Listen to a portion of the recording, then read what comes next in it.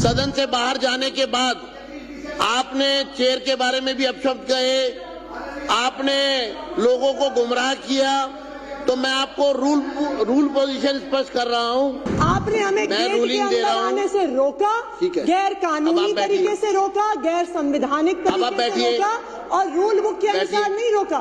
साथियों, अभी विपक्ष ने जब उनको निष्कासित किया गया था, बैठिए, तो आज सदन में आतिशी जी यहाँ उपस्थित हैं, विपक्ष यहाँ पर उपस्थित है। मैं रूल पोजीशन आपको स्पष्ट करना चाहता हूं, क्योंकि सदन से बाहर जाने के बाद आपने चेयर के बारे में भी अपशब्द कहे, आपने लोगों को गुमराह किया, तो मैं आपको रूल पोजीशन स्पष्ट कर रहा हूं। 277 के 3 में डी मैं पढ़कर बता रहा हूं आतिशी जी आपको, और भविष्य में भी आपको ध्यान रखना होगा कि सदन की सेवा से निलंबित सदस्य सदन के परिसर में प्रवेश करने से और सदन और समितियों की कार्यवाहियों में भाग लेने से वंचित रहेंगे। आपको जो सदन के परिसर से सभी विपक्ष को बाहर किया गया था, उद्दंडता के तहत उसका अर्थ है कि परिसर से बाहर जाना, परंतु अध्यक्ष किसी निलंबित सदस्य को तदर्थ प्रार्थना किए जाने और सदन के परिसर में किसी विशेष प्रयोजन के लिए आने की अनुमति दे सकेंगे। तो इसलिए इस विषय पर अगर आपको कुछ कहना होगा तो मैं आपको समय दूंगा। दूसरा, मैं एक मिनट और स्थिति स्पष्ट कर दूं आपको। 1 मिनट आप बैठिए, पूरी स्थिति स्पष्ट कर दूं। 2 मिनट बैठिए, आप 2 मिनट बैठिए। मैं आपको, देखिए, सभी सदस्यों को मैं रूल बुक की स्थिति स्पष्ट करना चाहता हूं, क्योंकि भविष्य में सदस्य ये ना कहे कि हमको जानकारी नहीं थी। मैं फिर एक बार पढ़कर बता रहा हूं। 277 का 3D, सदन की सेवा से निलंबित सदस्य सदन के परिसर में प्रवेश करने से और सदन और समितियों की कार्यवाहियों में भाग लेने से वंचित रहेंगे, परंतु अध्यक्ष किसी निलंबित सदस्य को तदर्थ प्रार्थना किए जाने पर सदन के परिसर में किसी विशेष प्रयोजन के लिए आने की अनुमति दे सकेंगे। अब मैं आपको 277(3) का C पढ़कर बता रहा हूं।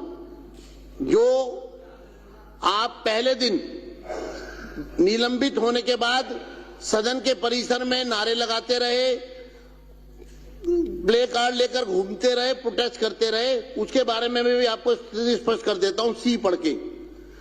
सदन द्वारा निलंबित सदस्य सदन के परिसर को तुरंत सदन के परिसर का तुरंत परित्याग करने के लिए बाध्य होंगे।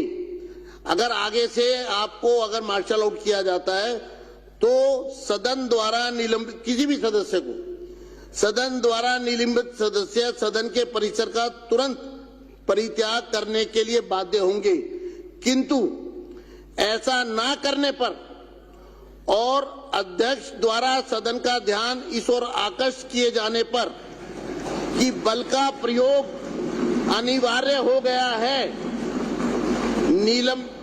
मैं इसको दोबारा भी पढ़ूंगा, एक बार पढ़ रहा हूं, जिससे कि सभी सदस्य समझ ले कि जब मार्शल आउट कोई सदस्य होगा तो उसको सीधा परिसर से बाहर जाना होगा। उसके लिए मैं C पढ़कर बता रहा हूं। सदन द्वारा निलंबित सदस्य सदन के परिसर का तुरंत परित्याग करने के लिए बाध्य होंगे, किंतु ऐसा न करने पर और अध्यक्ष द्वारा सदन का ध्यान इस ओर आकर्षित किए जाने पर कि बल का प्रयोग अनिवार्य हो गया है, निलंबित सदस्य बिना किसी और प्रस्ताव के सत्र की शेष कालावधि के लिए निलंबित हो जाएंगे। मैं इसको डिफाइन कर देता हूं, फिर डिफाइन कर देता हूं कि जो सदस्य निलंबित होने के बाद परिसर का परित्याग नहीं करेंगे और अध्यक्ष सदन को सूचित करेंगे कि उन्होंने परित्याग नहीं किया है, इसलिए बल का प्रयोग अनिवार्य हो गया है।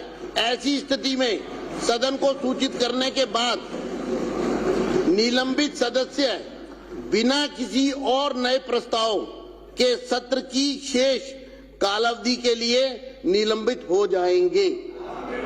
तो इसलिए मैंने ये रूल पोजीशन स्पष्ट कर दी है। अब मैं चाहता हूं इस पर आतिशी जी अपनी टिप्पणी करें। जी जी बताइए बताइए बताइए।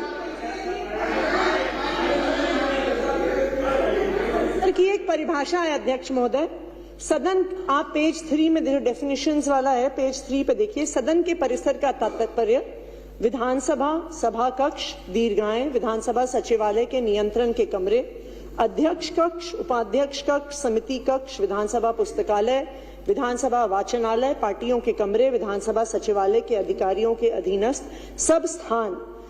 तो इसमें विधानसभा परिसर के लॉन शामिल नहीं है, गांधी मूर्ति का एरिया शामिल नहीं है। अब आप रूल बुक से बात करिए। इसमें लीडर ऑफ ऑपोजिशन का कमरा शामिल नहीं है। हमने बिल्कुल प्रोटेस्ट किया, हमने अंबेडकर जी की मूर्ति के तहत प्रोटेस्ट किया और वो आपकी रूल बुक के अनुसार सदन की परिसर की परिभाषा में नहीं आता। आपने हमें गेट के अंदर आने से रोका, गैर कानूनी तरीके से रोका, गैर संवैधानिक तरीके से रोका और रूल बुक के अनुसार नहीं रोका, कोई ऑर्डर नहीं पास किया। अब आप बैठिए, अब आप बैठिए, अब आप बैठिए, आपका विषय पूरा हो गया। अब मैं फिर स्पष्ट कर रहा हूं, ये चेयर की रूलिंग है और मैं इसको स्पष्ट कर रहा हूं। बैठ जाइए आप। सदन के जो डी है वो पूरी तरह स्थिति को स्पष्ट करता है। विपक्ष अगर रूलिंग को और रूल बुक को अन्यथा लेगा तो कोई भी सदस्य, पक्ष का या विपक्ष का, वो इसके लिए परिणाम के लिए जो है वो एक प्रकार से वो समझ ले कि इसका परिणाम क्या होने वाला है।